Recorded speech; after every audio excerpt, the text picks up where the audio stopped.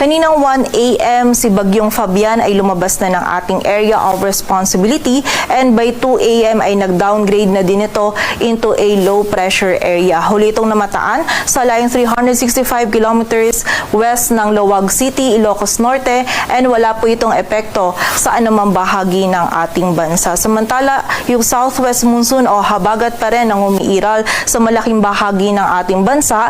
Magdadala pa rin po ito ng maulap na kalangitan at mataas na tsansa ng mga pag-ulan, pagkilat at pagkulog, lalong-lalo na yan dito sa malaking bahagi ng Southern Luzon at ilang bahagi pa ng Visayas. So patuloy pa rin pong pag-iingat sa ating mga kababayan sa posibilidad ng mga pagbaha at pagguho ng lupa. Samantala, yung minomonitor naman po natin na bagyo sa labas ng ating area of responsibility, yung tropical storm na may international name na Podol ay huling namataan sa layong 2,220 kilometers east ng extreme northern Luzon. Taglay po nito yung lakas ng hangin na 85 kilometers per hour malapit sa sentro at bugso ng hangin na umaabot sa 105 kilometers per hour. Ito'y kumikilos pakanluran, hilagang kanluran sa bilis na 15 kilometers per hour and sa kasalukuyan din po ay wala rin itong epekto sa anumang bahagi ng ating bansa.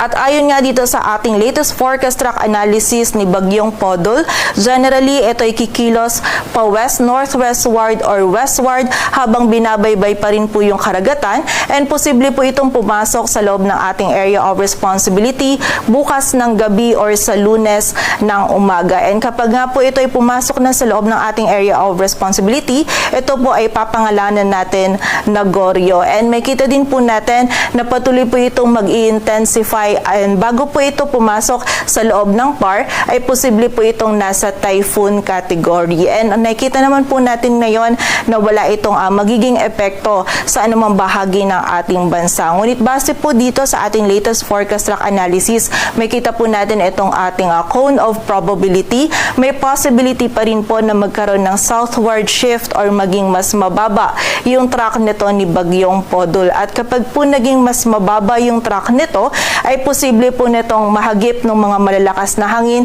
and also mga pag-ulan nito itong area ng extreme northern Luzon. But for now po, less likely yung nakikita natin na ganun na scenario and also less likely din po na ma-enhance nito yung habagat sa mga susunod na araw. But mataas pa po yung uncertainty natin, so posible pa pong magbago yung ganitong scenario kaya patuloy po nating continuous monitoring pa rin po tayo and patuloy na mag-antabay sa updates na ipapalabas po ng Pag-asa.